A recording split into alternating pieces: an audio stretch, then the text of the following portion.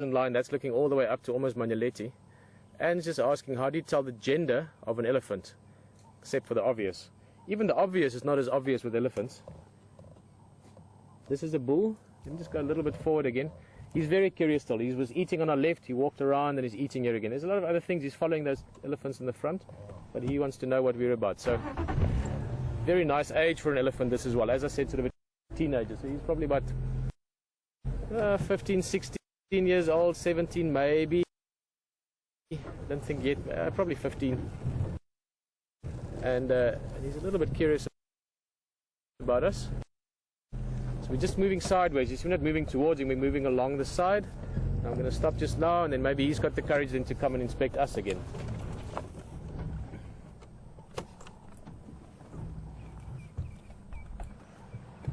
So, Anne, how to tell the gender of an elephant? I'm going to sort of try and wait and see if we can get the good view to explain it. Let me go forward one more time, just so he's not behind the bush. We want to look at his forehead for now, so the top and the front of his head.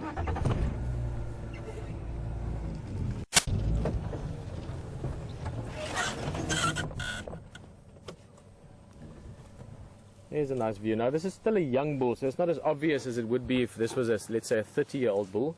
But elephant bulls have got generally bigger heads than the females relative to the body size, but also a more rounded, fuller head. That forehead and the skull development of the bulls are thicker and heavier than the females. So the females have got a slightly more squarer forehead. I'll show you just now when we get a look at the females in front. So that's probably one of the easiest ways. Pure size, and again we're now talking about adults. You know, if you're looking at big mature elephants, big bull elephants can easily be twice the weight of big female elephants. So sort of 2 to 3, 2 to 4 tons. Yes, you are very big. We are intimidated by you and realize you. That's what he's doing. He's just shaking his head, and that's really not aggressive in any way. It's just to sort of ask us, you know, what's up? What are you doing here? And also because he's still curious, but he's still not sure now. He's a bit like, okay, well, they're still here, and do I go look at them? Do they, you know, sort of just doing his thing.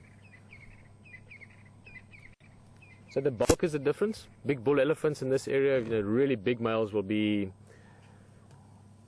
6 tons, 6.5 tons.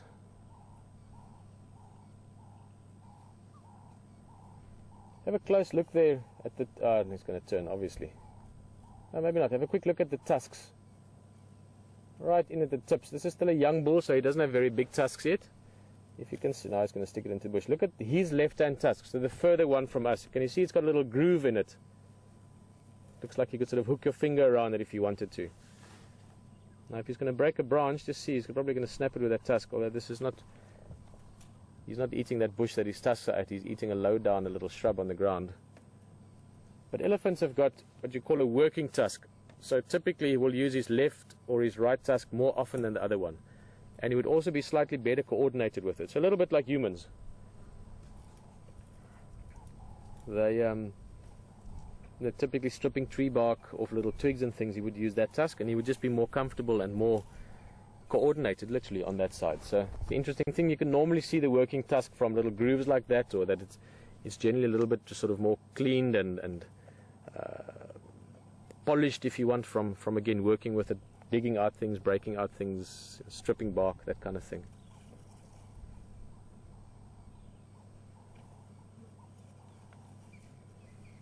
So that would be, for instance, one of the ways to recognize this guy. If we see him again, notch in the left tusk, he doesn't have a lot of ear markings. He's with a group that the female normally has a left sort of a V notch in the left ear. I think we're gonna, let's leave them a bit. Cheers, mister. We will see you again. We're going to get to know this guy. If they stick around for the next few weeks, he's got the right sort of interest and aptitude to be a really nice elephant to get to know. He's curious about us. We're curious about him.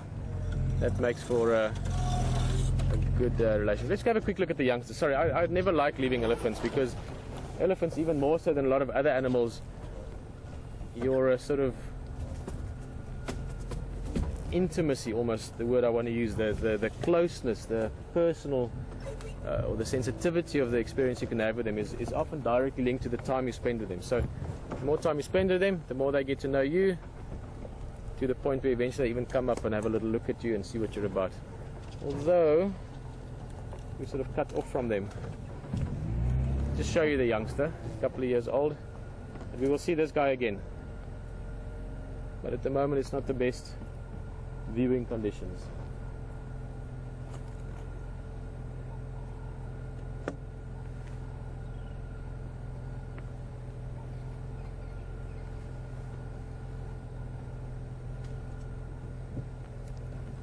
Let's look for them maybe on the way back this afternoon. They're sticking around. They'll probably go for a drink of water later at Gari Waterhole, there in front of Wetela Lodge. I think we're going to head west. Nick de Jong used to always say, head west, young man, head west. West is best. Nick had about 1,000 sayings like that. You would also be... Oh, I'll tell you more stories about Nick another time.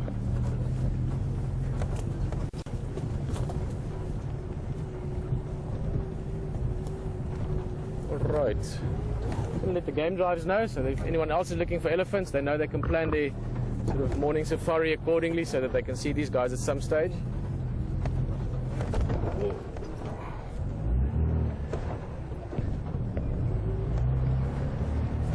Rough road, you know. All stations, just to update, there's... Right.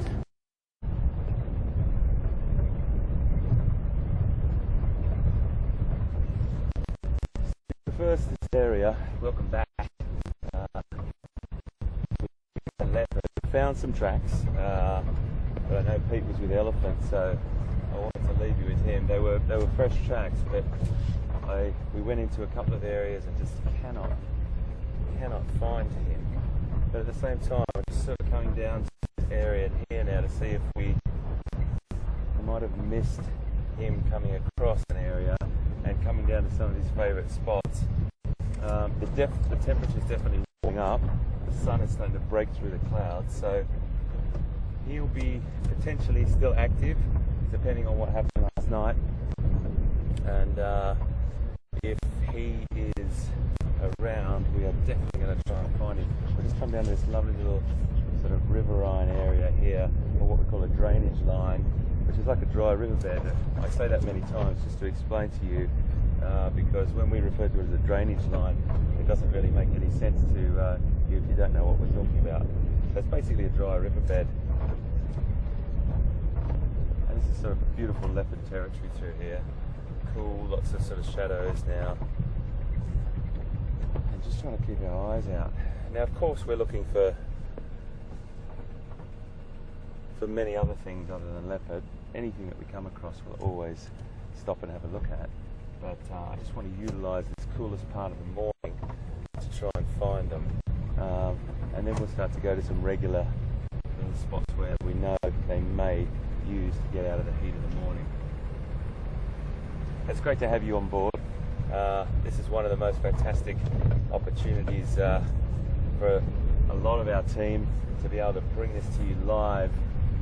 All of our team worked really hard to get this out to you live from South Africa, and it is a huge buzz for us to be taking you on our vehicle this morning on a live safari.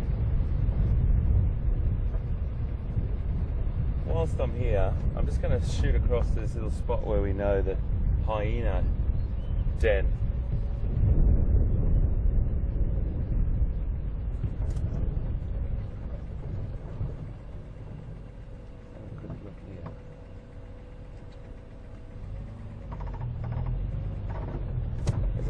Hyena den here, a mother and a sub-adult and a cub, a youngster, and we're just going to pop in and see if they're here. It's like visiting friends, except we didn't call and let them know we were coming.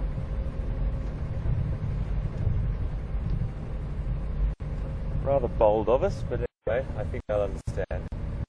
I keep saying to you, a really important thing to know about this area, the Djuma and Arethusa game reserves and the whole of Sabi Sands.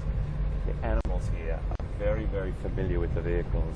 and they're familiar with us, and you'll see that in the behaviour of the animals day after day when you come on safari with us.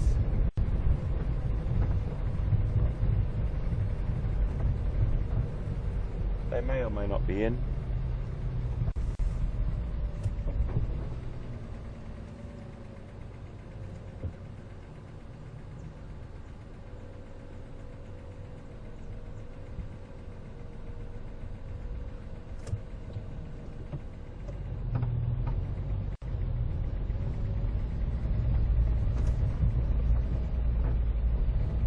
Had a question from Larry in Florida about how do you tell the gender of hyena.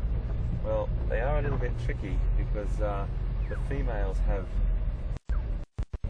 very male looking genitalia, and as well as the obvious, and it can be quite tricky to tell, but one of the things about it's easy when they're next to each other is that the females are quite a lot bigger, Larry. When I say a lot bigger, noticeably bigger than the males, and that's probably the most obvious way. And it is a little tricky, but when you see them next to each other, you can definitely tell from size. But the females do have that male-looking genitalia, and there's a lot of different theories about it. But one of the theories is that having that male-looking genitalia, they can be very dominant within the hyena pack, and the females rule the roost. That's for sure. Males are quite comical when you see them bowing to the females. They do this incredible behaviour of they would do anything to avoid aggression from females. It's definitely the females that rule the roost. And the female that's here is spectacular. She's a really big female, and then she's got a sub-adult with her, and she's also got a little pup who is really cool. He's a very cute little baby pup. But they're not here this morning, and it is, well, they might be in their den. If you just have a look over at the den there, we sort of talk about it each time we come. It's quite a picturesque den.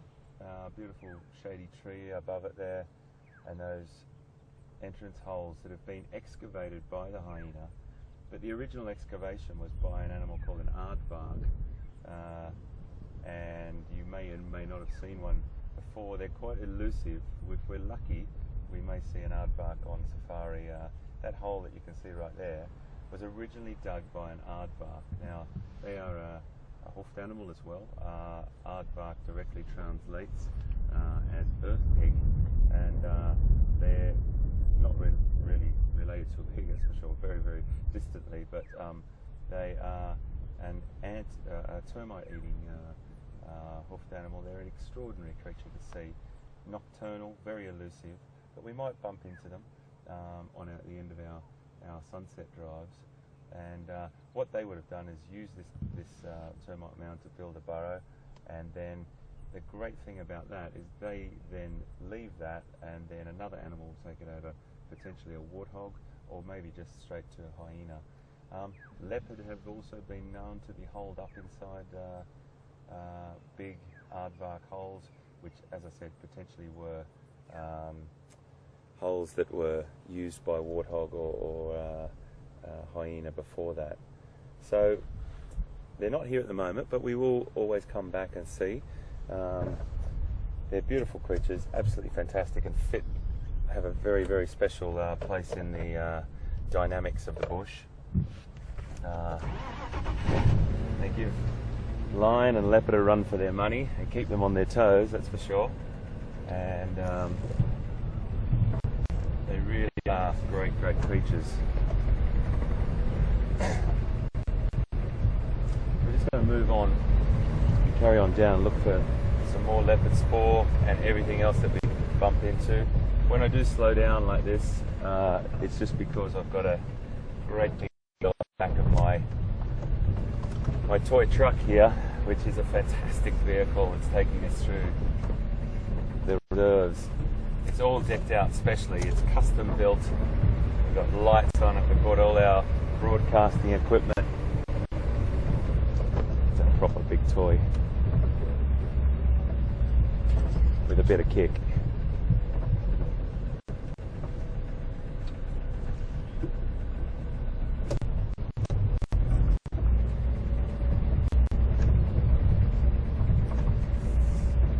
So I'd like to take you down into this area now, and let's just have a poke around down there and see what we can find. We'll also stop at a couple of water holes, which are always a great thing to just have a little bit of a look at. There's a lot of areas that you're going to see this morning that have been burnt, and we touched on it yesterday. That's always a good thing just to discuss, because people might be watching and say, why does that area look like it's burnt and that area not? Well, there's a couple of management techniques that the rangers and all the land managers will use, and that's potentially to burn an area, what we call a controlled burn, and you can see it here quite obviously. There's a really good indicator. Green grass here. More established, older grasses over here in this section.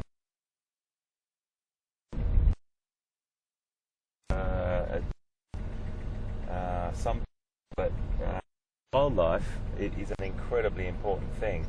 Grasses over on potentially not as palatable to a lot of the herbivores, to a lot of the grazers particularly. And what we'll do on a rotational basis is burn off an area. Sometimes we burn off, and as I said yesterday, that could be a lightning strike, and that does occur. But on a management scale, that will be burnt. You get a very, very good flush of grass there. I'm just looking at the aerial under these low-hanging trees here. And it's a really great bit of nutritious forage for the greys, and they really do start to get into it. This is only about 2 years old, so the rains are coming, the seasonal changes are upon us, the grasses are going to get longer and more lush. Out comes lots of all different species of animals being born, and overall a pretty fantastic time in the bush.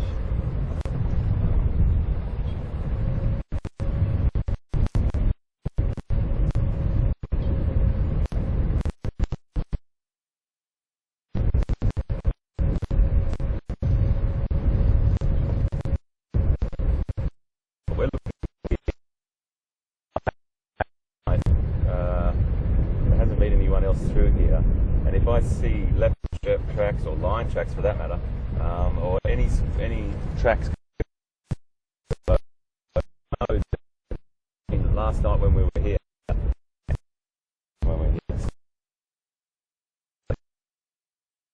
sorry about the bumps here guys, hold on for a second.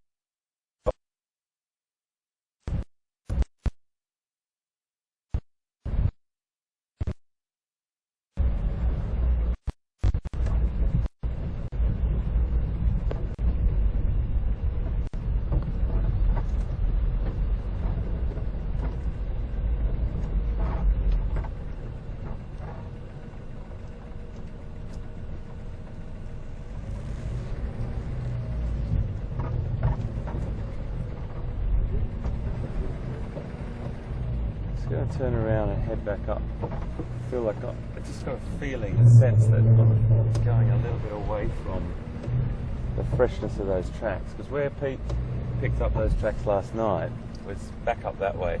I've just come back down this way to see if he might have made his way down, but it just doesn't feel right. So we're going to head back up, see what we can find. Sorry about the bumps.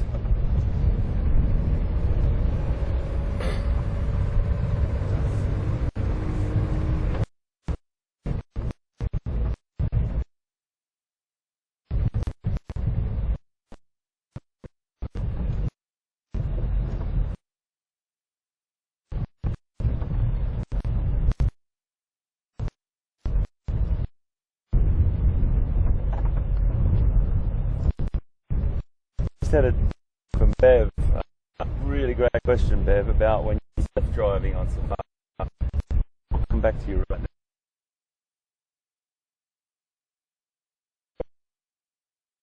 now. Bev, I promise you I'm coming back. I'm just going to here's a a bull. We've seen a lot of them. Here's a younger one. I'll just move up a bit closer and you'll get a better look at.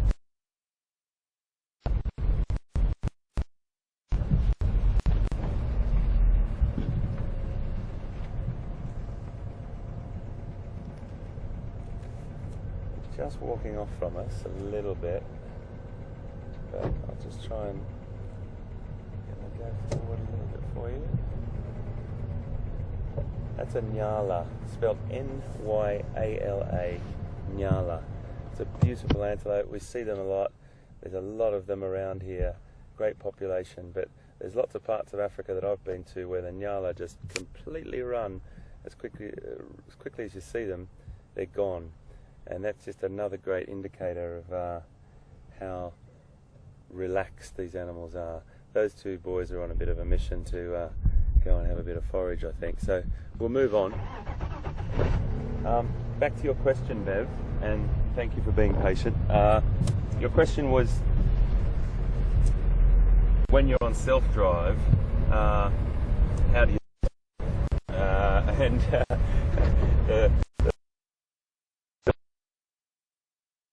the answer to a lot of tracking and the habitat, particularly the habitat of the day. But your question was about you normally hyena.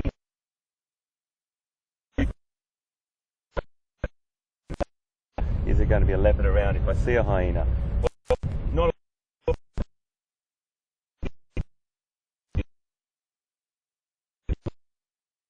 necessarily tracking. Unless there's food now. Even document some leopard that really struggled. There was a hyena always staying with this leopard, this young leopard, and he was struggling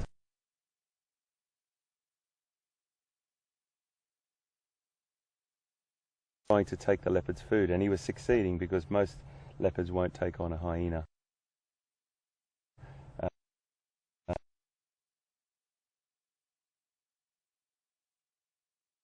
When you do have a leopard on a kill, there will inevitably be hyena there very soon. So one of the reasons, as we've probably mentioned before, leopard have adapted to taking their kill up a tree, and it's a great mechanism for them to be able to have a feed or store their food without those those pesky hyenas taking my food.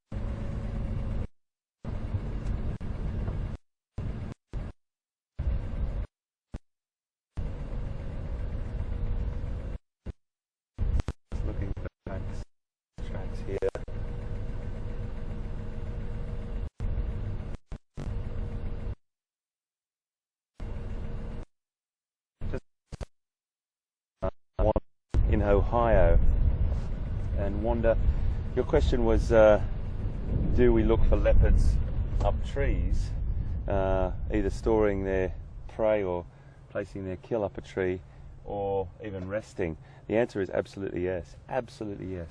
And what you do is, it is a really difficult thing with leopard, because you're constantly scanning the ground for tracks. You're looking in these lovely little pockets where you think they might be resting up in the cool, or potentially waiting for an ambush, and then you're also looking up in the trees. So you're down, middle and up, down, middle and up. There will be some trees, like this for example, there's shrubs in front of us that they wouldn't support a leopard, but then you look down a little bit further, we'll point out a couple of classic trees that are perfect leopard trees. And you know, you always look up in the trees when you can. As human beings, we can't scan every single thing, but you start to get a bit of a feel for the sort of a tree that a leopard would store its food up in. But really good question as well. You do have to try and take in the whole landscape, the whole habitat. But great question.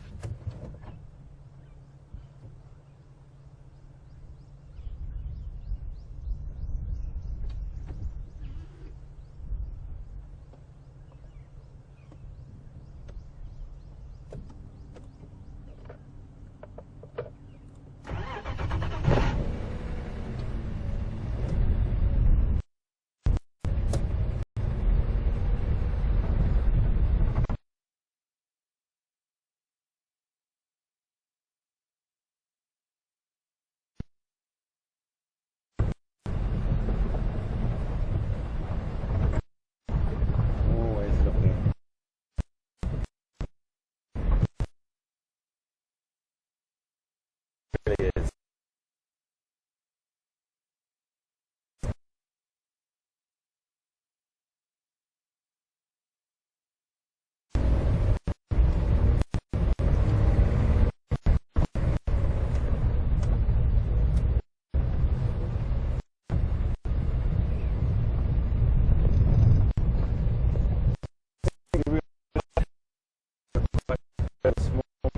Which is not a problem, you know. It's all about being out here, as I always say. Any habitat as well, and just take it all in. Invertebrates play a huge role. The birds, a little tricky. So unless they're bigger, there's a lot of species of and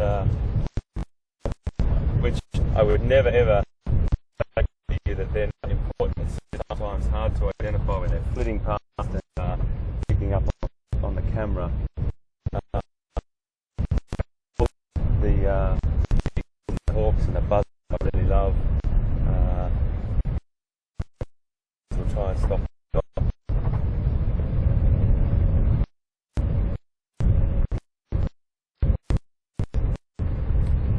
I always love to find buffalo. I know there's a herd of them somewhere. We've been to them a few times, but they've just been walking back to the bush. But we will try and follow them if we can. And they particularly a breeding herd or.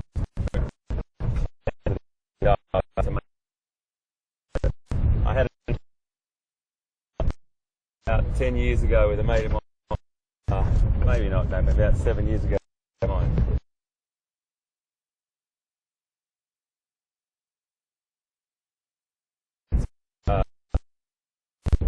We were walked a herd of about 100 and we were in a really good spot.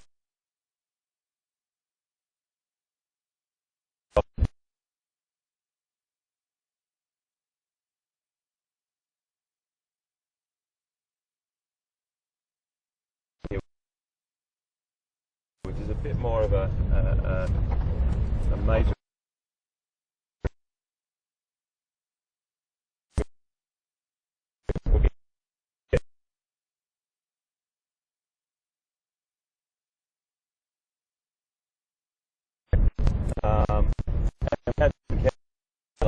Because we were sitting pretty much like what it is in a vehicle.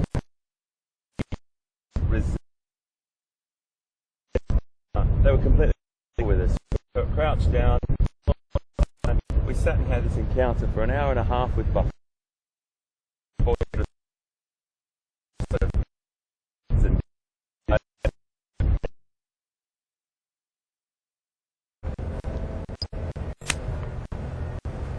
Standing by.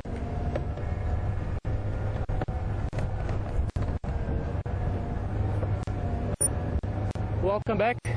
We actually made our way back towards camp again, and I just heard something on the radio from one of the game drives literally seconds ago. So I just want to quickly radio them and see what it is. If it is what it is, it's something we might look at. So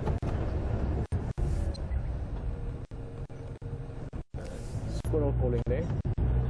So let me just first find out what's going on there. That might be with our wow. Andrew again.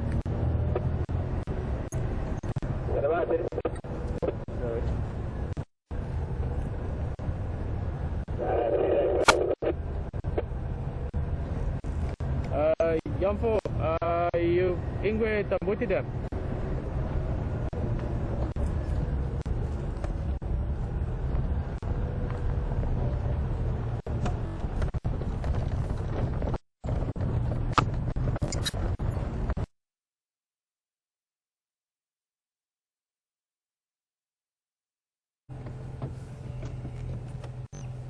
Okay. All right. Welcome back, guys. So VM just had to jump off there quickly. We just Did a quick technical check. Technical tech.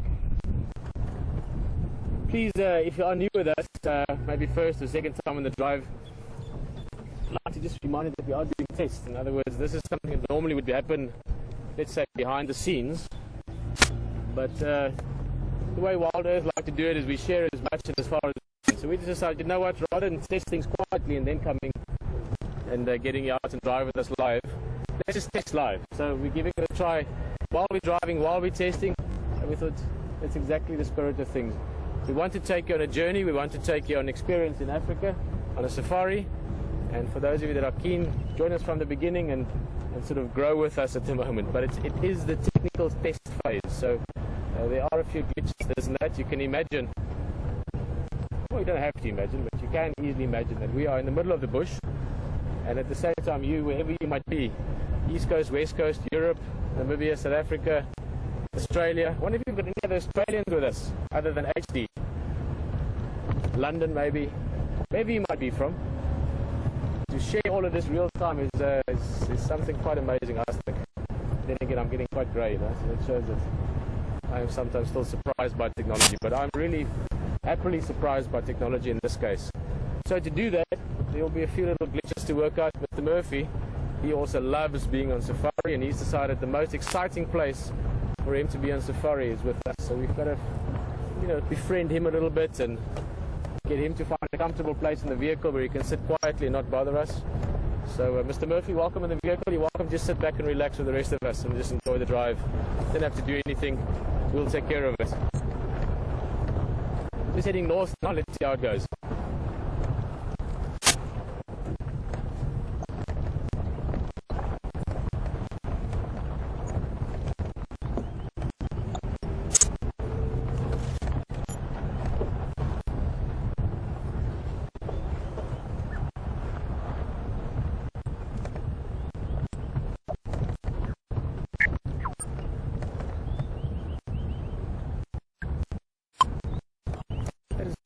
Also,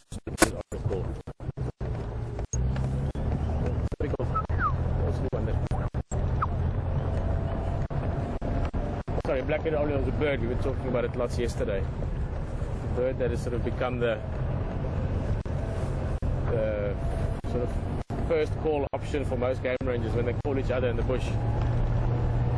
Or in town, but when they call each other. In the bush it works well because animals won't know that one person calling another. It'll just sound like a black-headed oriole calling.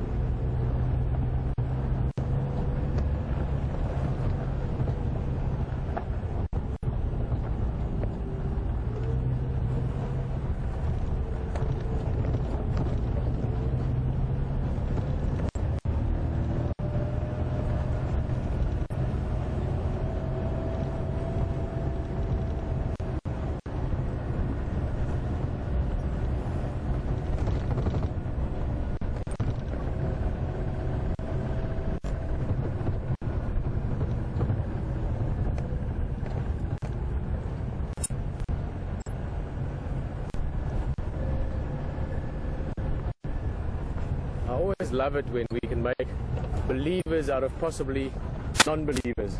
Not that you're a non-believer, Kendria. In fact, lovely name by the way, Kendria.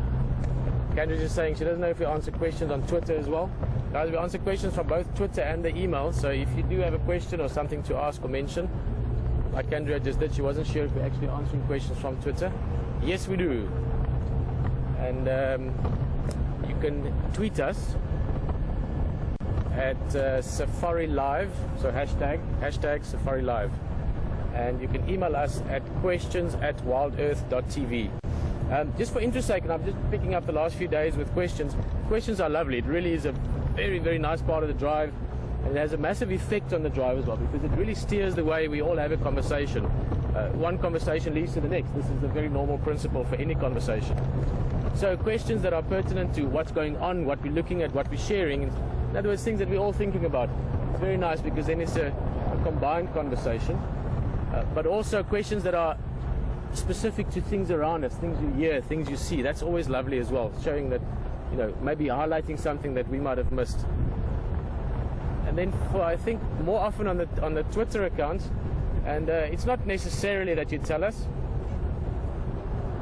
Okay, so it's not necessarily that you have to tell us where you're from. It's always nice to know where you're from, but I know where you're going. You're going to see some buffalo, so enjoy it with HD, and we'll see you just now.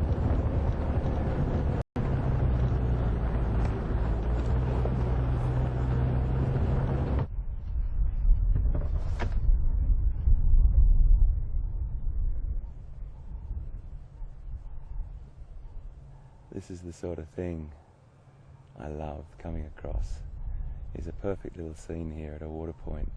I just took a little left here off the road because I love this water hole, and sure enough we've got 4 really beautiful male buffalo, a bachelor herd, and there's a zebra off in the distance there. We've got a bird of prey up there.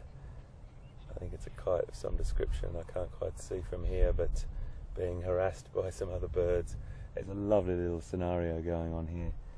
And these buffalo, I know I talk about buffalo a lot because I really like them. I think they're a fantastic species of animal, and they are so complex and incredibly social. I mention it all the time, but I do also want to help the buffalo's reputation a little bit. Yes, they are a formidable creature if you're on the ground as a human being. You've got to be very, very careful.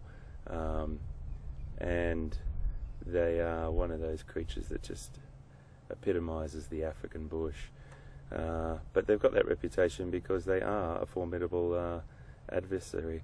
They really do take on a lion or a lion pride with great courage, particularly when it comes to protecting their herd or each other. But when it comes to within the herd, they're very, very sociable. Very sociable creatures.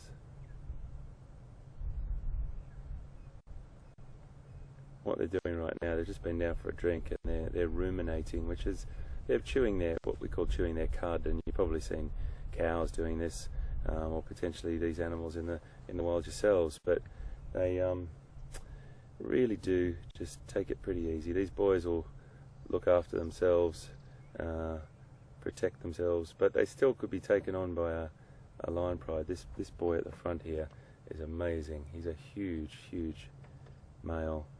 You can see that centre part of the horns there. It's called the boss, and it's a really protective structure there, over their skull. But it's those horns are definitely a huge part of their life, and protect them fiercely. You wouldn't want to get on the wrong end of that.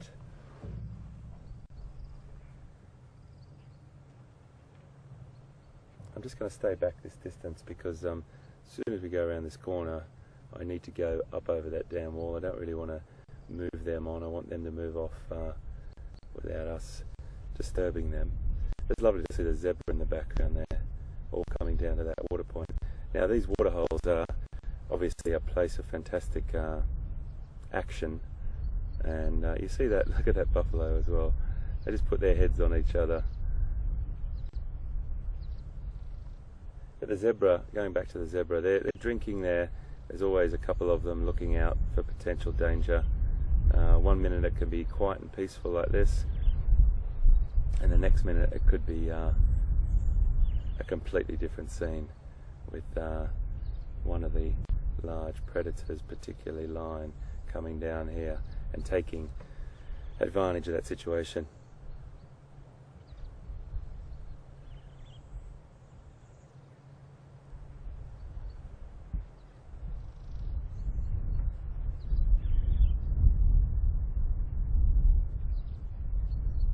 So I just had a question from Natalie in California about the buffalo's horns, and they do stay sharp naturally. They grow like that naturally, but the animals will bash them and brush them into shrubs and different vegetation as a display of sort of dominance, and also they've just got some really fantastic ways of displaying sort of their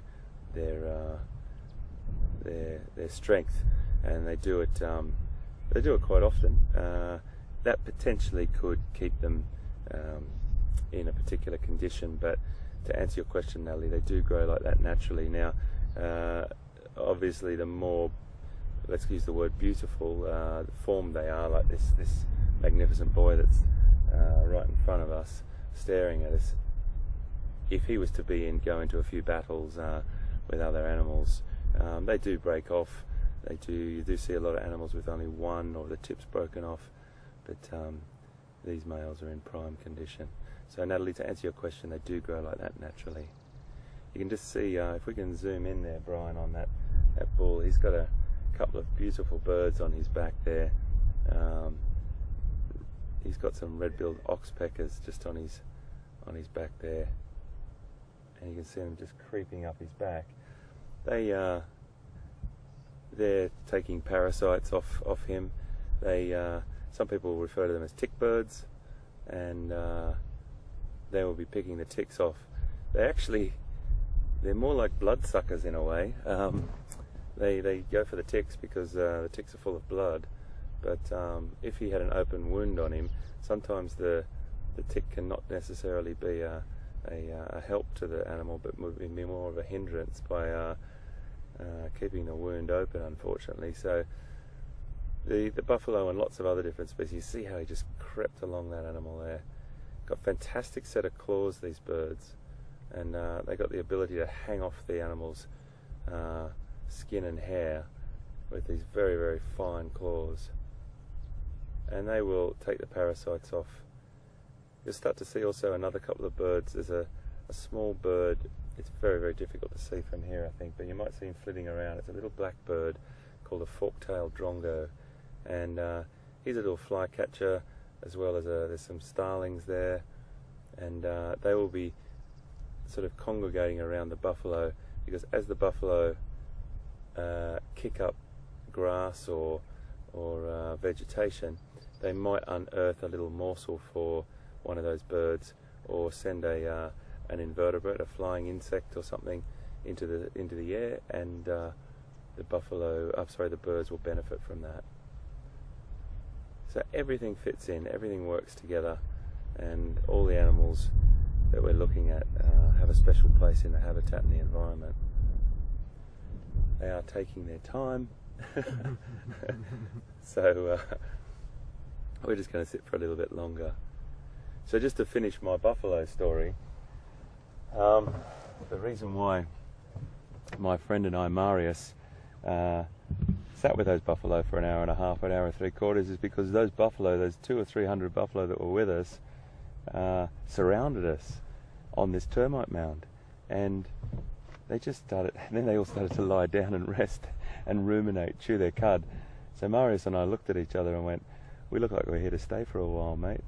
And it was just beautiful. We sat there on this termite mound, watched these buffalo. They tolerated us. They were only as far as, this vegetation away from us, just tolerating us. It was incredible. And then we had to make a move, so we sort of stood up, and a couple of them moved off, and we walked off. But incredible encounters. And I just wanted to say that's what buffalo are really like. They're very, very sociable, beautiful creatures to be around, but you've really got to have your wits about you, that's for sure. So I think my friends have stood in the shade here.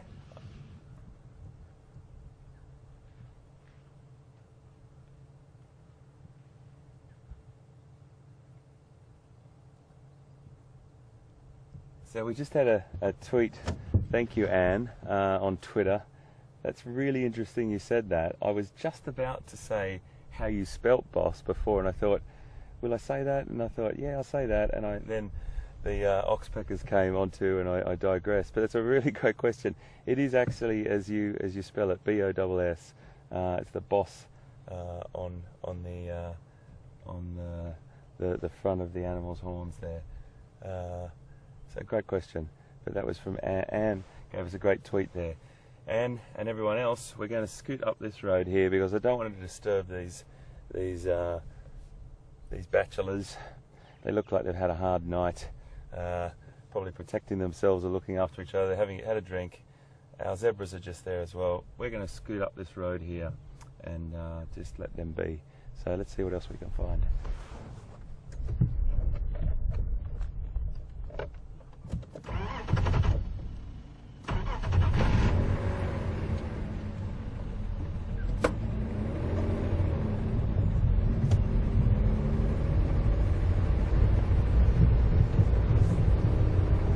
Thank you, gentlemen. Look at him, he's great. Just one more look at him. That's a great shot of the boss and those beautiful horns there.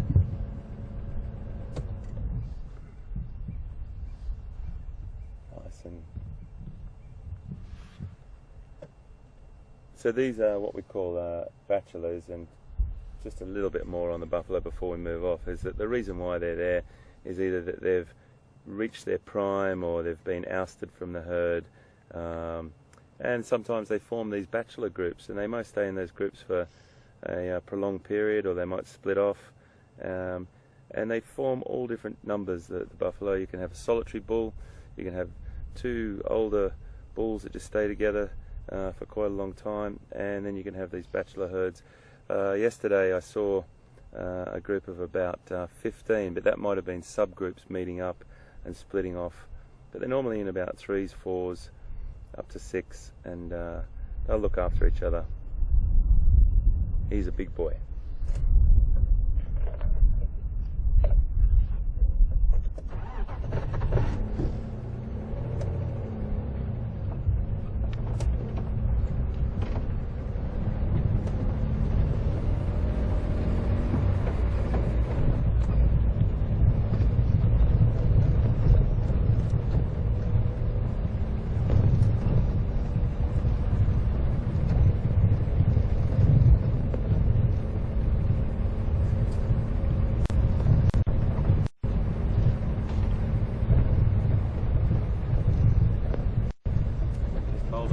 It's a bit of a bump here.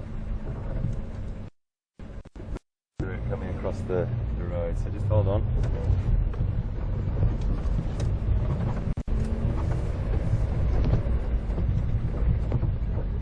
My aerial.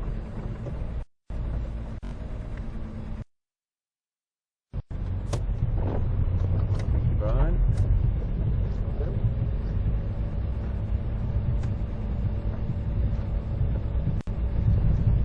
So the thing to remember also about the vegetation is some species of trees and shrubs and grasses like more sandy soil, and others prefer less sandy soil, so you'll get different vegetation. We're climbing up into quite a sandy area here, so the vegetation is a little bit more sand tolerant, and then down by that drainage line or that dry riverbed you'll get this more water, the need of water.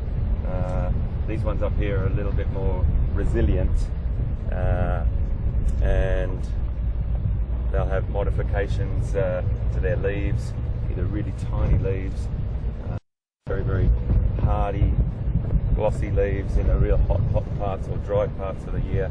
Loads of the trees are deciduous in this part of the world. And this is a very, very different picture in winter. It's going to be very grey through here, hardly any foliage, only a few different species. Lots of bumps through here, guys. I do apologise. Just hold on. Just going over some tree roots.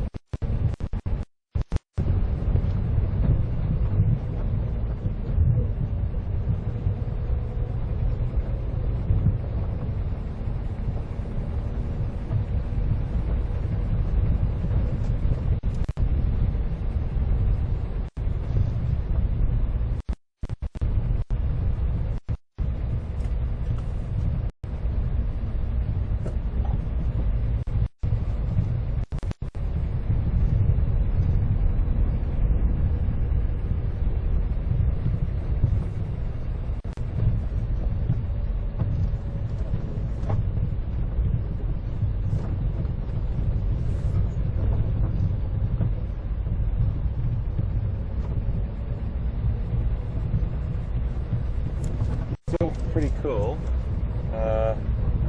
It's about 21 degrees, about 70 Fahrenheit, and you will still get active predators at this time, but they were starting to slow down. Now,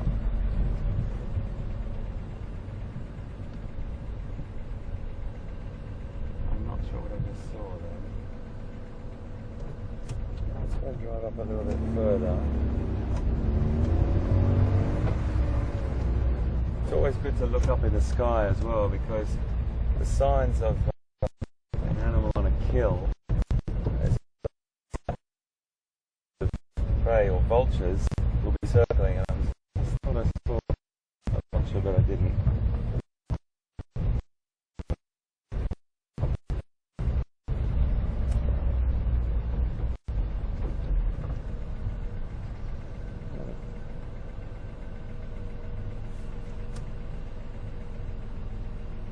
Sorry I'm looking back, everyone.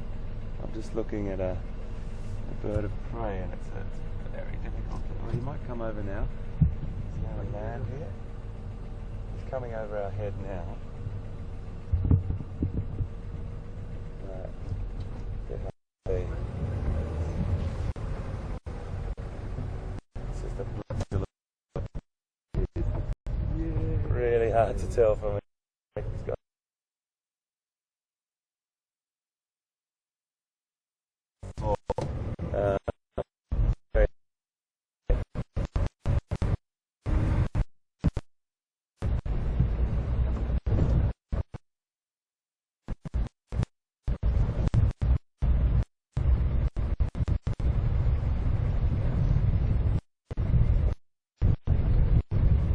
So I'm just going to explore this area a little bit more, and I'll come back to you if we find anything. On that mission this morning, and you know, it's the luck of the draw. It's no script. You're coming, well, we're coming to you live here from South Africa in the Djuma and Arathusa. So I really want to thank you. And I'm not signing off about that. We're time. I throw to Pete, because I know over Arathusa game was booked, and he's definitely going to be onto something. I'm going to have a look around. I'll see you real soon.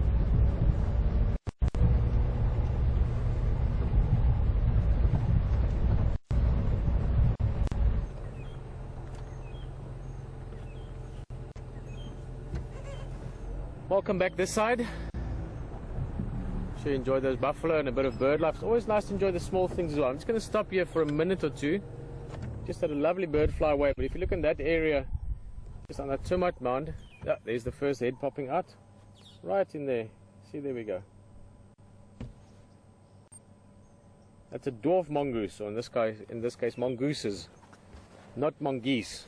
Well, you can actually say mongai if you want, but I've never been that big on Latin.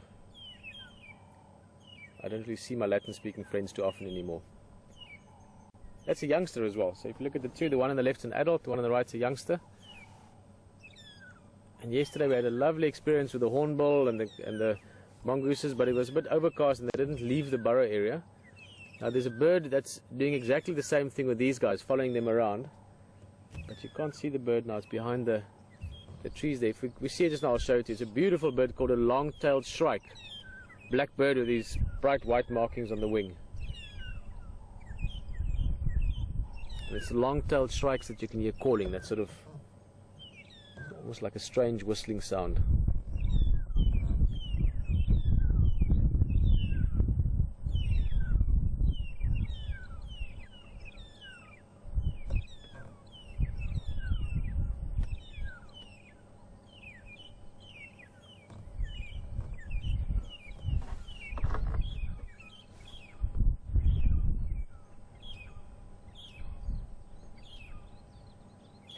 A lot of animals, especially these little guys, they tend to be almost more alert or more aware when it's windy. We've got a bit more windier than is typical for this area. And what happens when it's windy, they can get bothered easy or surprised easy, because the wind hides a lot of sound and also makes the grass and the leaves and the twigs and everything move around them. If you look around this bird, you can see all the leaves are sort of rustling in the wind and moving a little bit. And that can make it sometimes slightly harder for the little guys to spot potential predators that might be approaching. They can't hear them as easily, even can't see them that easily. Like most bird calls, beautiful sound. And of course, when I wanted to talk about the shrike now, it jumps away. But they are social birds. Your long-tailed shrikes, they live in groups similar to mongooses.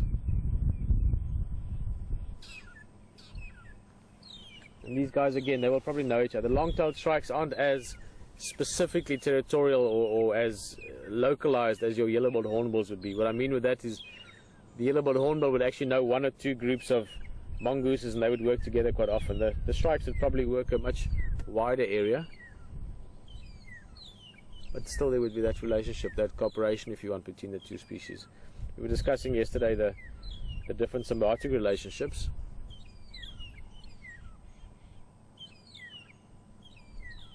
And this is a relationship where both species are benefiting. They're not reliant on it, but they do both benefit from it.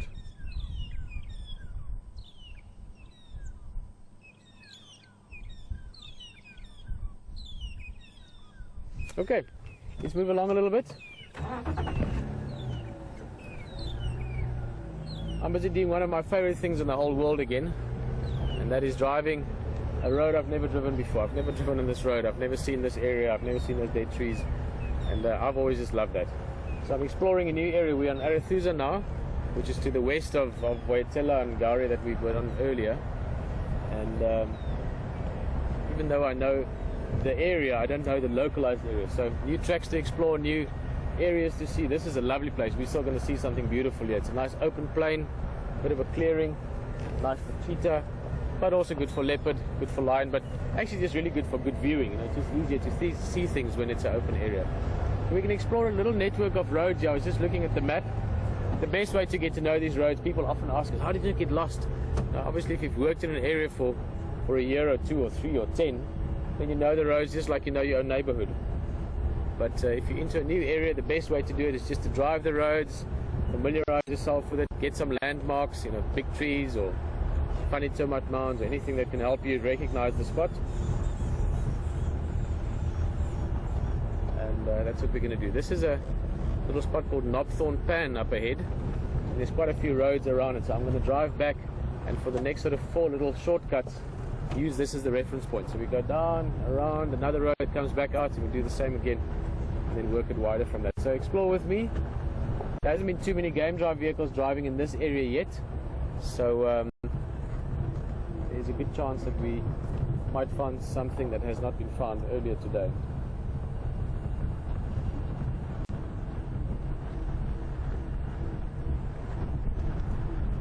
And that's what the pan looks like.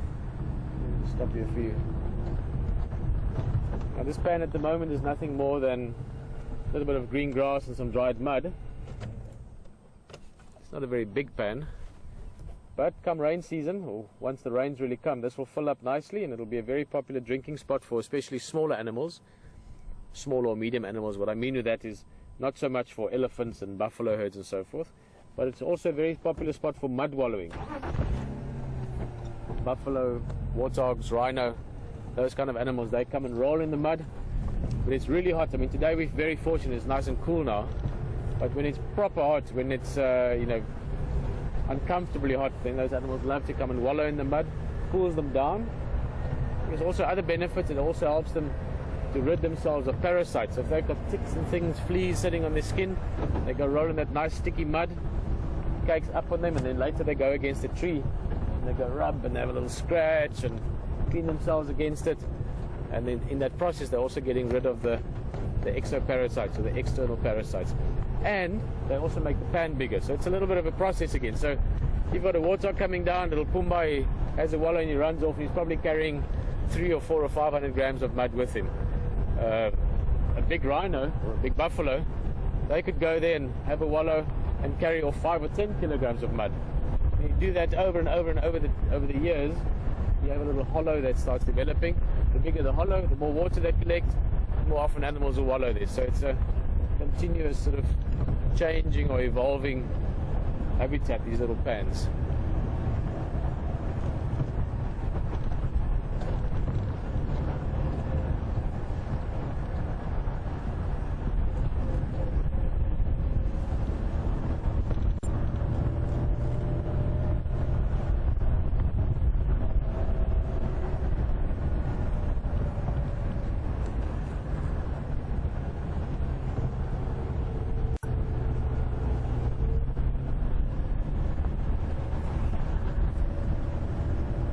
Interesting question.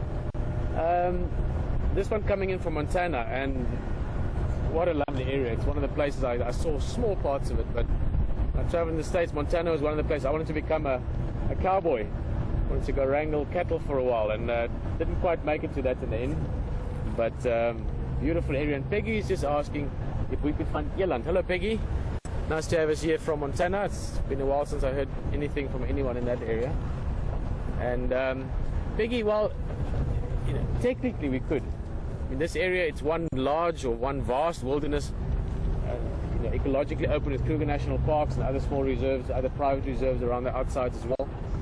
And in that ecological area, you do find eland. So if there was severe drought conditions or changes within that larger habitat, you might well find that you could see eland here. It's not impossible, but not likely. Eland, they like the slightly drier habitat, so if you go further north into Kruger, towards Fafuri and so on, you can get them. So it's not likely you'll see them. It's not really their type of habitat. A little bit wetter down here, a bit more rain, so things like wildebeest and buffalo and so forth sort of fill those niches better. But beautiful antelope, and not an antelope that people always know about, so I'm wondering why Peggy knows about eland. Eland, just for interest sake, for those of you that don't know, they are in the same group, if you want, as kudu, but they are the largest of all the antelopes. Big eland bull can weigh the same as a big cattle bull, or a big, I was going to say a cow bull. That would be funny. Although in the States that would make sense. I'm sure, Peggy, if I said a cow bull in Montana, you'd have a laugh with me, because I know that the general sort of reference to cattle is cows. But like a Brahman bull, let's put it as sort of a type of cattle to it. A big eland bull can weigh a ton, even a bit more than that. A ton is 1,000 kilograms. That's 2,200 pounds. So very, very large antelope, and the largest of all the antelope. Yet very athletic, a bit like Brahman cattle as well. I've seen eland jump over game fences. That's 2.2 meters of fence, and they just jump over it like that, weighing about as much as this car. Crazy if you think about it. Insane to see as well, I must say. I've watched kudu and eland, and you see these things really do these amazing jumps, and you literally stand there and it's like, it doesn't make sense what you just saw. It's like looking at a big A380 Airbus taking off. You understand that they can, but when you see it happen, it boggles the mind a little bit.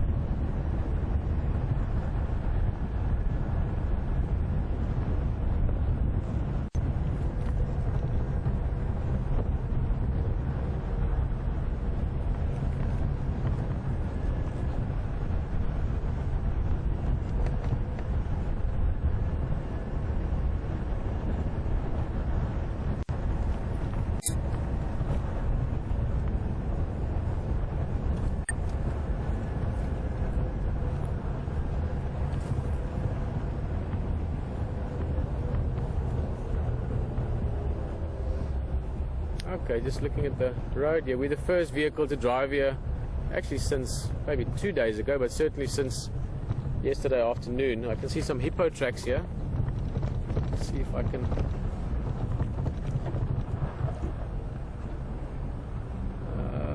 okay, it wasn't... Sorry, it's not very clear ones. I'd show you one, but it's... I can see it's hippo, but it's not like a perfect print. It's nice to talk about. But some dung there, and also the tracks from last night. Duiker, smaller antelope that are very active around night time. Yeah, we're back at Knopthorn Pan again, so this is part of our orientation. So we've done this little loop. Now we're going to go around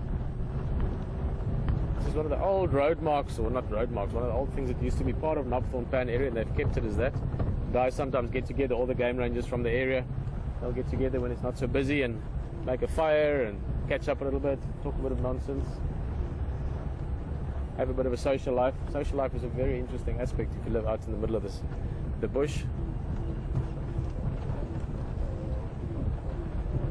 So nice little spot to meet. So now we're doing the other little loop. So Knobthorne Pan, often these sort of especially water type points will have a good road network around it, because water obviously attracts wildlife, and then you can follow them quite easily without having to necessarily go off the roads to follow.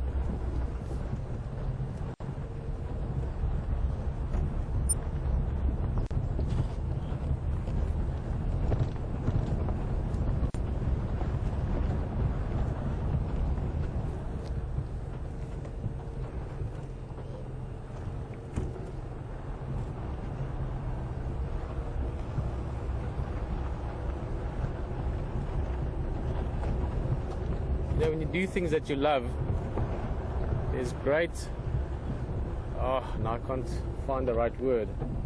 Satisfaction is part of the word, but there's great contentment found in it, and great looking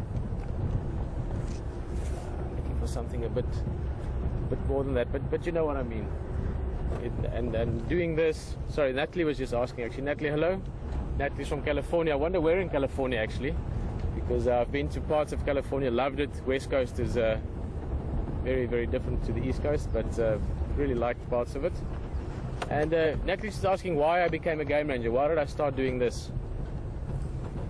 And there's actually a lot of separate parts to that answer, or to that question. A lot of answers to that question. Let's get through this little dip. We're in a drainage line here. Natalie, I'm not going to answer you the long answer, because that will take maybe until the end of tomorrow's drives. I'll give you like the sort of the short to medium answer, and that is that I was very, very fortunate to have a lot of exposure to this kind of stuff as a youngster. Let's just have a look here quickly. Interesting area. There's still water. Always good to know where there's water. And this is an old quarry area, so they would have long ago taken out some gravel. You can see some of the old banks on that side, maybe to fix some of the roads or so on. But that then obviously makes a natural water hole. It's also been walled on the one side, so it is actually a planned dam. And not much water left. Even though we are in summer, it is the sort of the end of the dry season. So all your water reservoirs or dams or pans are either dry or down to the last little bits of it. So I'm certain we'll be back here again a few times. A couple of nice big trees around the edges. Nice. Oh, what's that? You see? Water holes. Look up there. This would be one of the many reasons why I love being a game ranger, Natalie. Is you can drive around, beautiful environment, hear the birds call, just be relaxed, and the next thing, you see an elephant. Well, let's just sit a little bit. I don't want to go to them. I think they are on their way to the water. Let me find a nice view spot here. And we can talk a little bit. I'll tell you a little thing about myself, one or two things about game ranging, and just give these elephants, I was going to say some time. I don't think it's going to be much time. They look like they're thirsty, so they're coming straight down. But before I continue, I just want to quickly let the guys know, so that they know there's something for them to look at.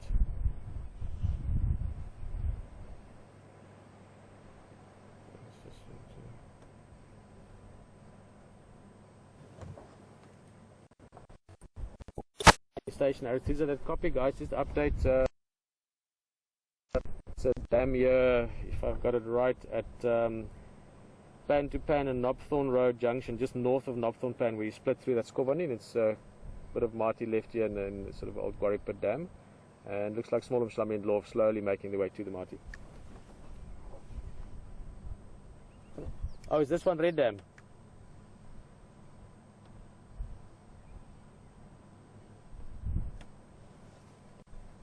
Yes, that would be the one. Thank you very much.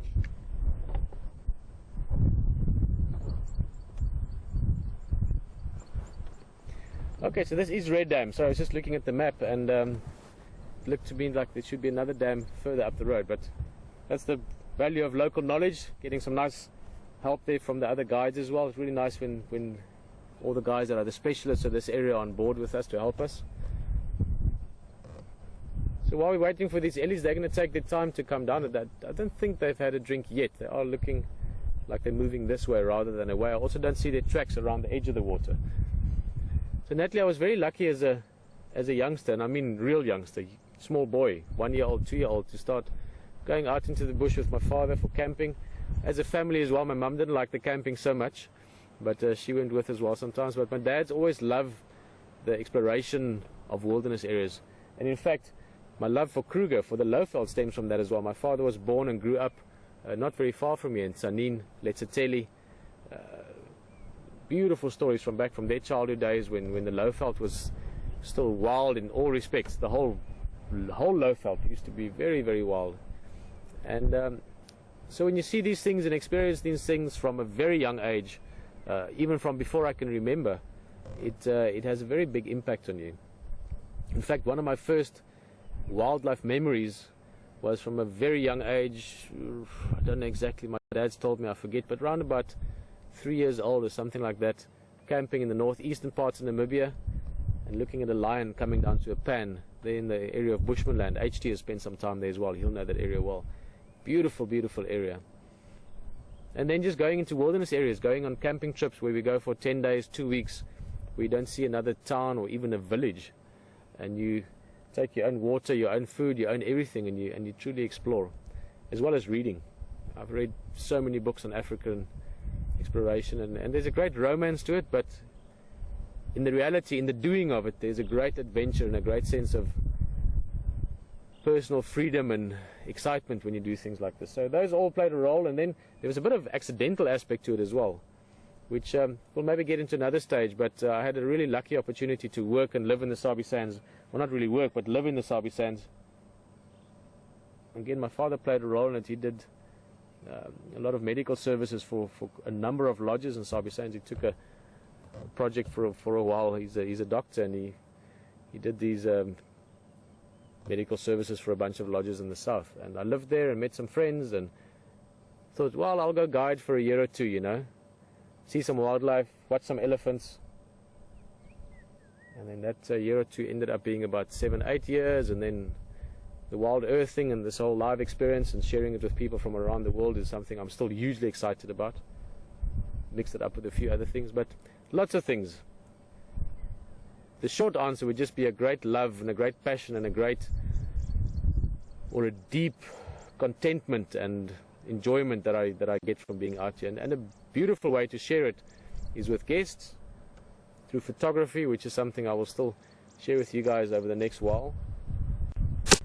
It is just such a beautiful, positive thing to do and to be part of, that it's something that I would love to be part of the rest of my life to some extent or another. And then who doesn't like this? I mean, who would mind spending their morning with 2 elephants, 3 elephants, 4 elephants? I mean, this is the second group of elephants already today.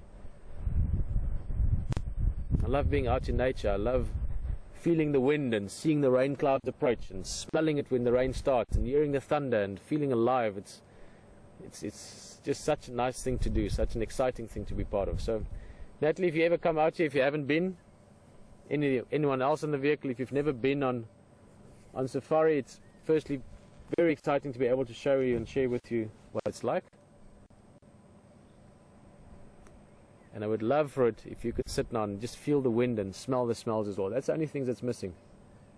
We can see it and we can hear it. Look at these youngsters. There's a couple of young ones coming down. Now they're building up to coming down to the water. They'll be heading down shortly. And it's quite a steep bank actually, coming down from there down towards the water. It's very steep. Now elephants, obviously they are big animals, so running down steep angles is not always the easiest, and they can't walk down so easily. So you might see them sort of doing a little elephant trot coming down to the water. We're going to take our time. They're taking theirs, we'll take ours.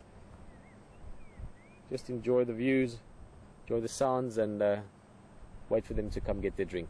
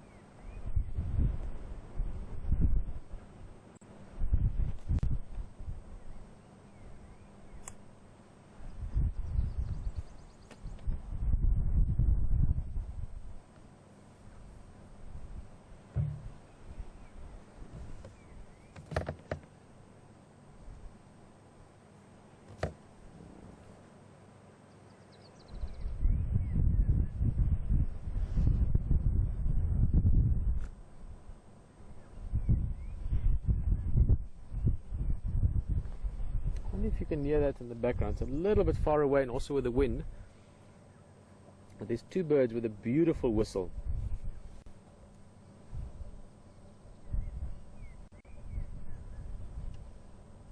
There you could hear one.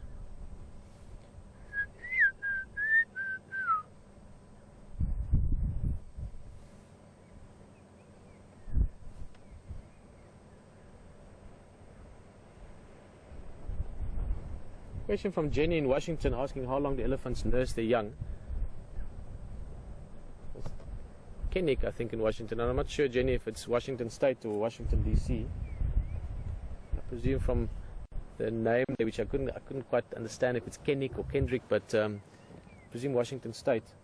They nurse their young. Let me remember. Guys, I'm having such a nice time. Oh, Kenwick. Okay, Kenwick. So I presume you're from Washington State. Now, what a lovely place. Jenny, so I'm smiling because as part of this sort of all the rehearsals, I'm sort of jogging my memory every now and again. It's been a few years since I was here full time, and a lot of the statistics that I used to read I forgot. But it's about 2 years, probably 3 years. Basically, once the calf's born, they obviously in the beginning they reliant on nursing or on getting the milk from the mum, but you start seeing them play around with food from very young, obviously just out of curiosity. And yeah, by about 2.5 years probably they will be weaned. The mother normally starts just gently sort of encouraging them not to be bothering her until eventually sort of has to push them a little bit.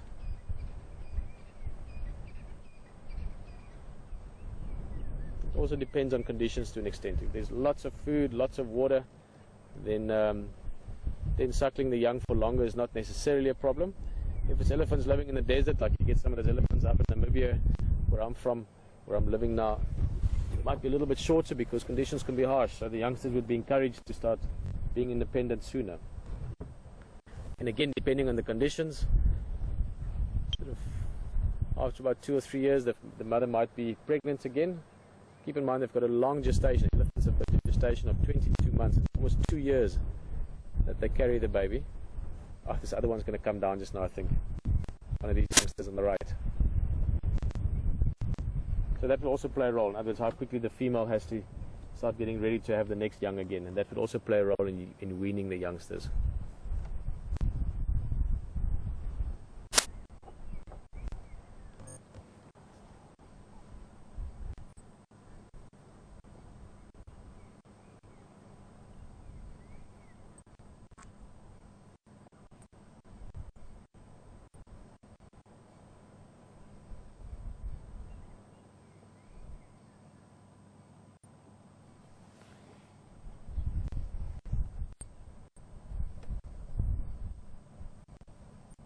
She's talking to them. I don't know if you could hear that very low rumble. She's literally just calling them. You can see how they're coming over suddenly. So that would be the matriarch for this group, the oldest female. In your elephant societies, the males don't actually stay with any specific herds full time. Oh, they're going down the wall. I wonder why that is. Let's see if they're definitely going down or if they're just coming around. There's a footpath just here in front coming our way. Oh, that's beautiful. Look at them eating that fresh new leaves from a knobthorn.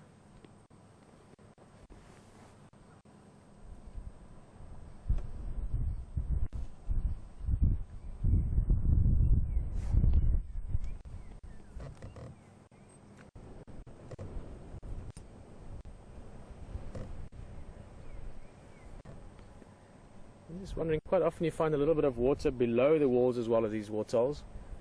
We'll see, but I think they're going to come around. They might come right in front of us. We'll see where they go. That's a nice thing with elephants. They can't just disappear that easily. Although you'll be surprised as well how they can disappear.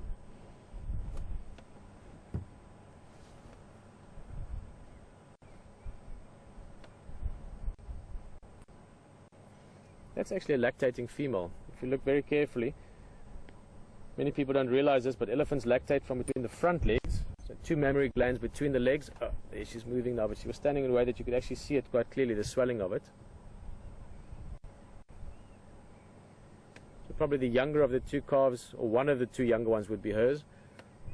Now, Sabi Sands, we've got good conditions here. Now, there's lots of food, lots of water. It's a happy place. If you're an elephant, you'd be happy enough if this is where you have to live. And from a youngster point of view, because there's lots of food, lots of water, you probably find that there's not so much pressure for them to wean the young. It's not like in Kohokeveld, for instance, where resources are very scarce, so they, the sooner the calves can look after themselves, the better.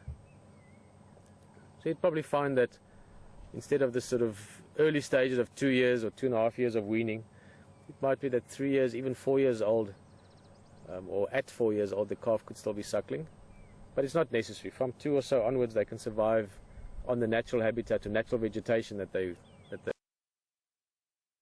eat a great variety of food.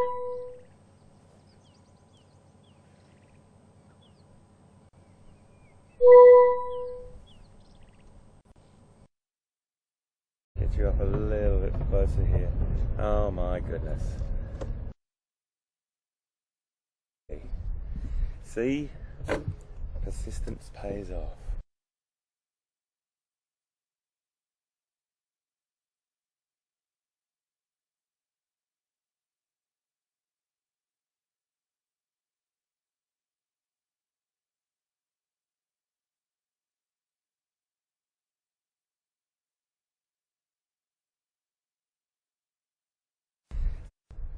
Now see that behaviour there. Beautiful. Scent marking.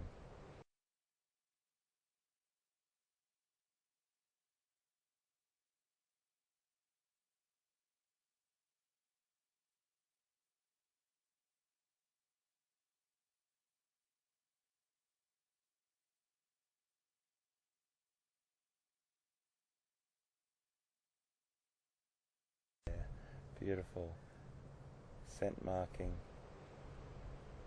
Oh my goodness, what a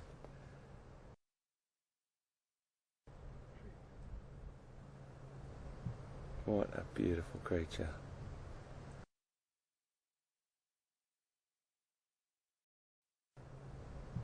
What a beautiful creature.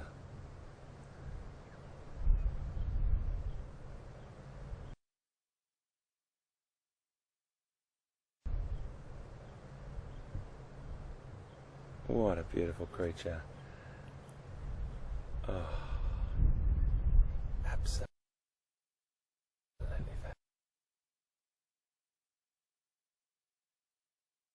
wonderful.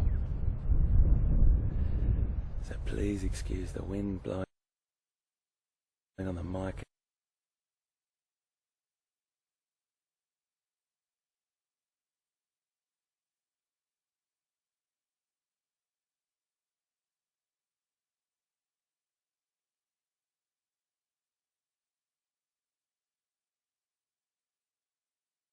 Incredibly,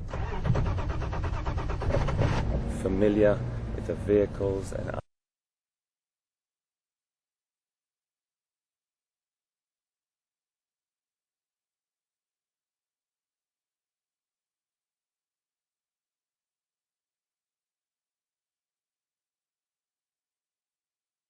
incredibly familiar with the vehicles and us, and we're nowhere near behaviour. We're just going to stick with her and watch her a little bit here, see what she gets up to. Beautiful.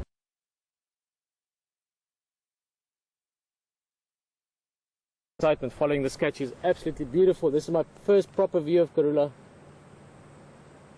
Sorry guys, welcome back this side. For a minute they lost track of which vehicle we're on.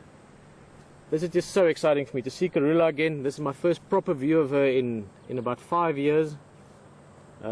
Awesome cat. Awesome cat. We will talk about her a lot, but her name, directly translated meaning peaceful, is one of the most apt names I've ever had or known for anything. I've actually got a dog called Karula. One of my dogs is called Karula, after this girl. Oh, and she is gorgeous. You can see that wow on her forehead. Now when we get close I'll show you again. Yeah, she's certainly looking for something to eat. You can see the very alert posture, ears looking around, searching for every sound, eyes looking carefully.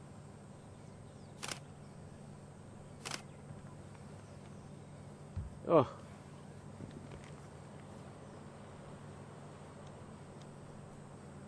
this is just absolutely stunning.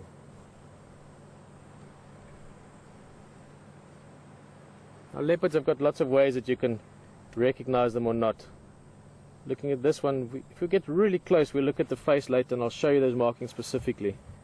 But she, and I'm just actually going from memory now, I haven't looked at pictures of her recently, but she has 3 dots either side of the whisker spots. Let me just see if that, should be able to actually see it on the pictures that I'm taking here. 3 dots either side above the whisker spots. That's the very traditional way of IDing her. But over the years we got to know that the easiest way to recognize Karula is that wow on the sort of there between the eyebrows. Also really excited. Zoomed out. Now this is as close as we can get for now.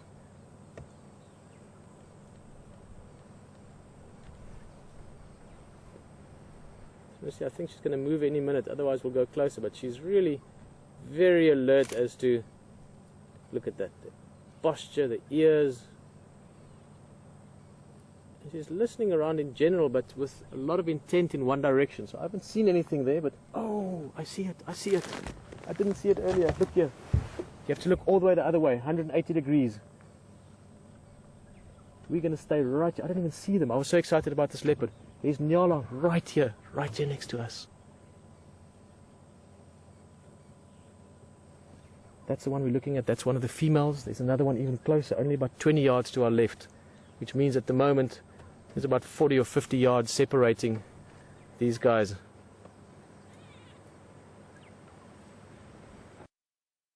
H, do you copy?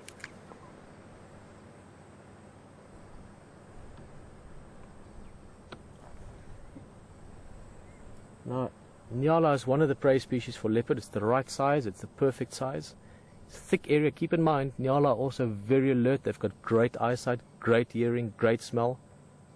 The wind is good. Where I'm sitting now, I can feel the wind is coming from the side. It's not in any sort of towards or away from Karula, but it's blowing 90 degrees from the side, so the wind won't alert them. They won't smell her until she's there. And they are also feeding slowly in our direction. So this is a very, very interesting situation. I mean, this is, as I said, she's looking very alert. The reason she was looking around slightly is there's about 5 Nyala, so they spread out over an area. Unfortunately, we are exactly 180 degrees at the moment, so I'm not going to be looking at them too much, because when she moves now, it'll be like a flash. Or like a shadow, depending. She can move like a flash, but she will also just sleek away and just disappear into the underbrush here, because she has to get much closer. Nyalas, she will have to get within probably 8 or 10 yards from them. There we go, look at that, low posture, crouching down, shoulder blades going up, body going really low. Oh, this is, oh, imagine finding Karula the first time in so long and finding her while she's hunting. She's just behind this knobthorn base, she's stalking. I'm going to just turn a little bit, just get us off to the side a little bit, so we're on the sidewalls. Just getting HD into position there as well. We're going to have two different angles here. VM, I'm going to turn for you just now, but you have to be very ready. This could happen in split seconds. To you, puppy.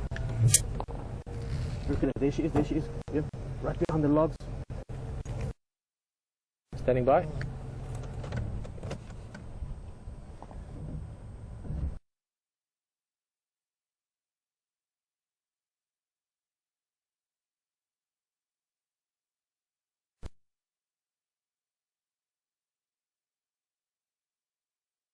Some nyala hierso.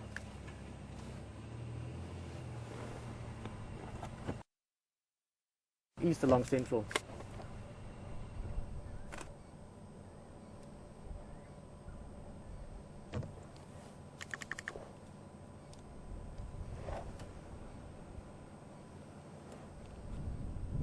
Oh, look at that.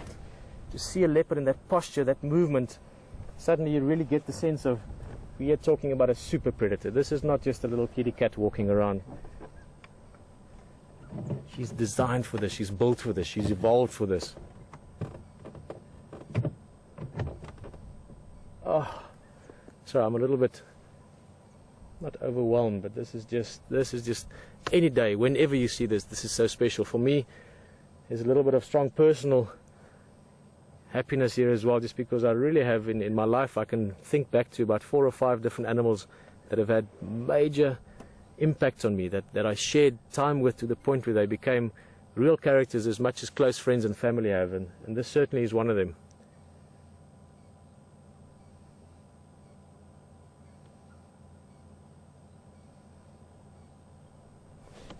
There she goes, popping up the head.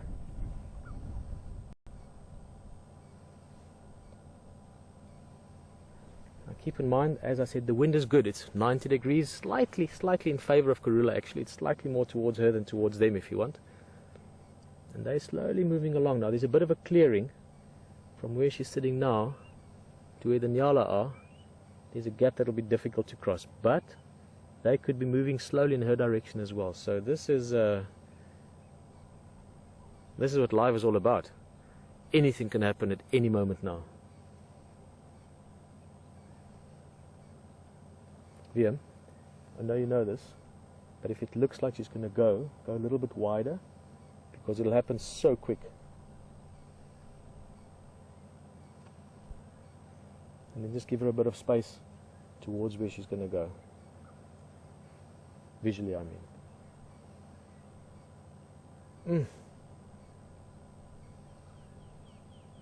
And at the same time, there's still a bit of a breeze, beautiful clouds, birds calling. Africa is just going about her business. Life as usual. There she goes. She's going to use this skirt, this clearing. That's okay. That's a good call. Not that I have to say anything like it. Karula is an exceptionally good hunter as well. That's why she's raised so many successful litters of cubs. And out of her 8 cubs that she's had in her life, she's raised 7. That is an unbelievable statistic. I mean, leopard fatalities go into the 50-60%. So, oh, so much I can tell you about this leopard.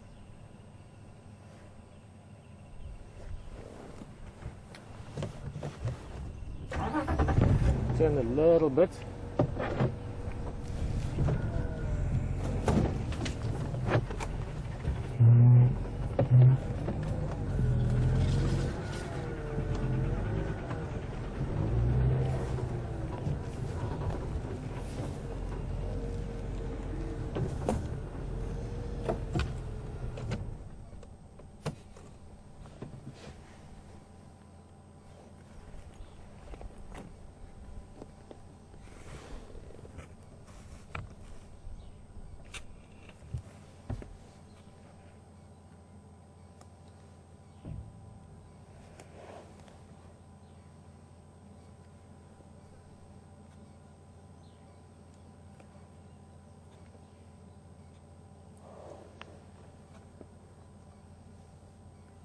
Okay, everybody, well, it's almost 9 o'clock, so we're gonna not say goodbye, obviously, because this is happening. We're here. This is, you can spend months out here and never get into this situation.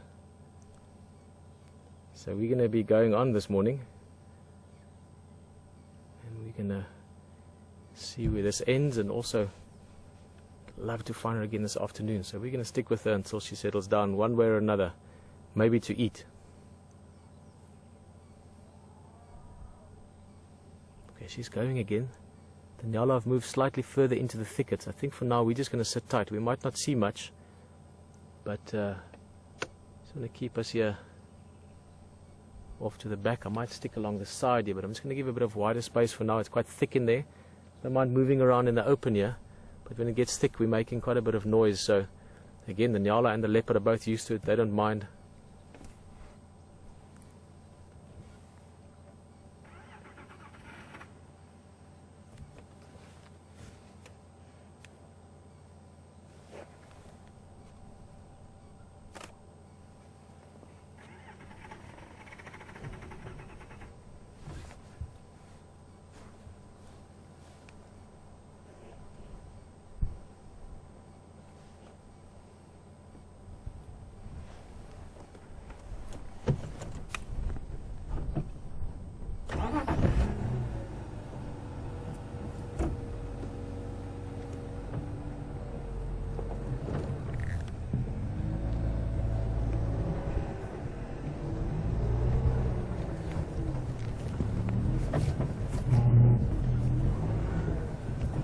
Go by.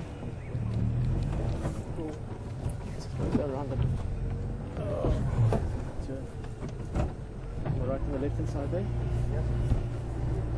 Stay in this open area. We've sort of got a bit of a clearing. It runs parallel to this area they're moving into.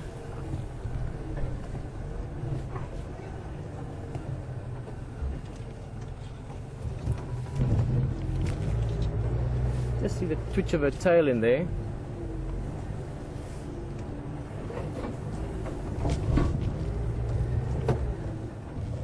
Right, if you look right through there, if you go right in close, then I'll maneuver a little bit just so we can see. We've got a tiny little window through the brush. Ah, there we go.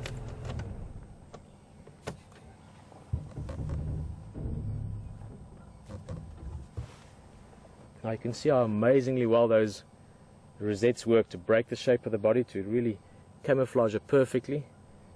Basically, outlines really show out. So if you're standing and you've got a straight line, your whole contour, the whole outline of your body, you can be seen much more easily.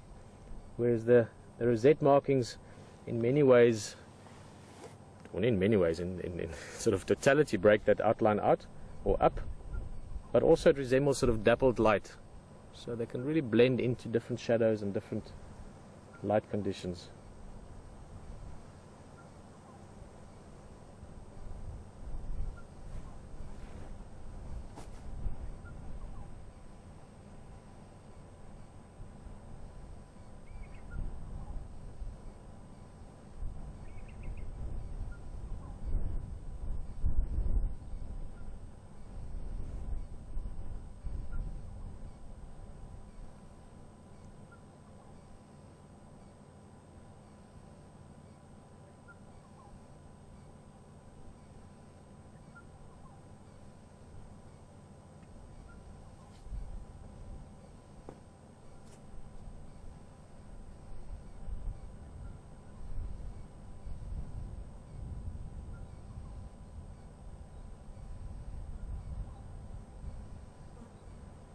Now the other thing to really consider or understand maybe, that for Karula, she's got literally all the time in the world. It's not that she has to be at a meeting later or make an appointment or anything like that. She has got certain things she must do. A very important part of that is to get food. Now if she was impatient and squandered this opportunity, it might take another hour or 2 hours or day or 2 days before she gets an opportunity this good again. So she could take 5 minutes at this, she could take 2 seconds and suddenly she's away and it happens, or she could take 2 hours.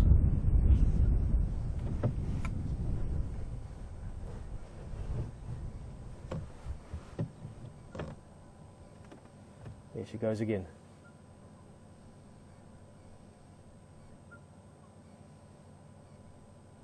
Guys, and then just to keep you with what's going on, am really excited that Hayden's sharing us as well. He's just got a small vehicle problem which is due to all this terrain, and we can't fix it right now because the leopard is so close. We have to get out for that, so he's just going to stay back. But what an amazing thing. It's really exciting to share this as well with them. Karula is literally called the Queen of Djuma. So what a first sighting of her for this how shall I say, for this time with Wild Earth. I really hope we get to see and experience her during Big Cat Week as well. She's just such a special character. I don't want to go into that area much, so we're going to try and keep a visual on her. I can't see her at all now.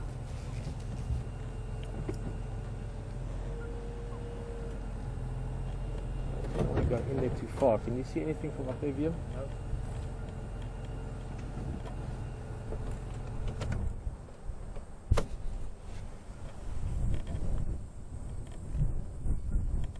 That's roughly the area that she's in, but keep in mind her first and foremost prerogative at the moment is to not be seen, not be spotted by those nyalas.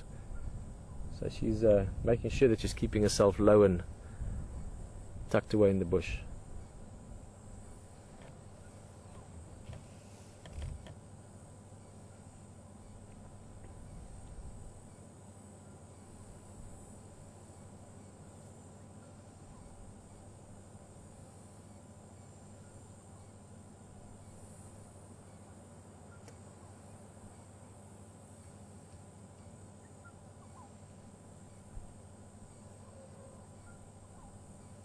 I just heard an elephant trumper somewhere in the distance, far from here, but somewhere out there. As if everything, life is going on. Elephants trumpeting, maybe two young bulls playing.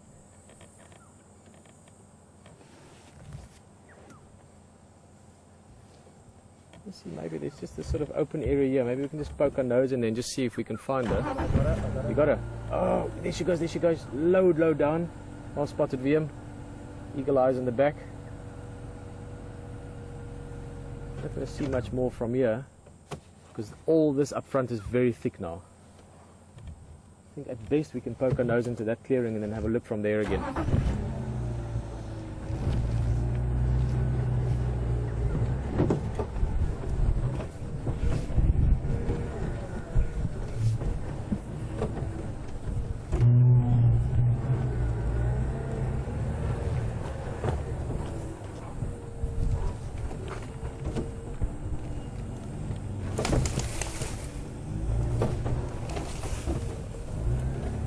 Get in here and then I don't know, from there we'll have a look.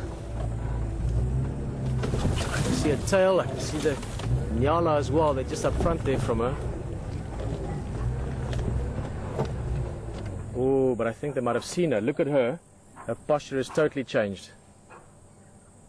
See, the tail tip is up, so she's showing them as well that has been seen, and they can hear the alarm calls. Now with lion, they would just immediately stop now. Leopard sometimes, they can be wily characters.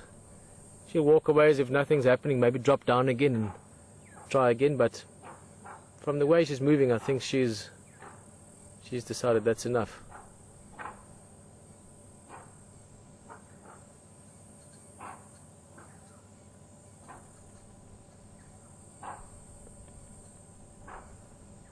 Yep, she's continuing on again. Let's just...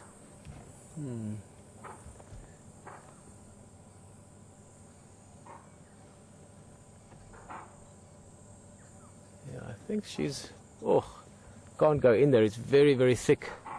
I can just see the white, that little tail tip. A leopard's tail really is... It's so many things. And in some ways, I was talking to HT the other day. They touch with it. When they greet each other, they rub their tails and sort of drag their tails around. But it also communicates a lot of information. That little white tip, it can show excitement. If leopards are following, maybe cubs following their mum, the tail starts to twitch, shows excitement. In this case, when she lifted that tail up, it's very flamboyant, just sort of curls it up, white flash, tells the nyala that I don't care that you've seen me, I'm just walking along, I'm not doing anything, I don't mind at all. And from what I could see through the brush, I couldn't see her at all, I could just see that little white tail tip walking through. So she's walking, by the looks of it, if I can sort of say that, where are we now? Through that area. The nyalas are over that way, about 50, 60 yards. You can hear the birds calling now as well. Suddenly there's babblers and cisticulas all announcing that there's a leopard around. In fact, I wonder if that's not maybe what gave her away at first. Maybe one of those birds suddenly making an alarm call.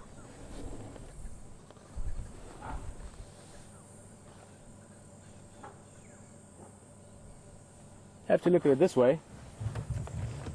Good day for the nyala. There was a little baby nyala in there. It literally looked like Bambi. My daughter is 3 now, so I see Bambi often. I know what Bambi looks like. And nyala look like that. They've got the spots and the stripes. And there's a young baby in there, maybe 3 months old. So for the nyala, this is a good day. For Karula, she doesn't mind. There's going to be lots of other opportunities going to move around. Guys, and for us, this is amazing. Personally, Karula, for every one of you that have seen her before, I'm sure you're over the world, over the moon, over both, over everything.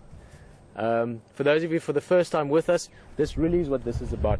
Everything, the wind and the flowers, but the real magic is when you spend this intimate, exciting time with things like leopard or lion. And yeah, not more to say about that. Not more for now, put it that way.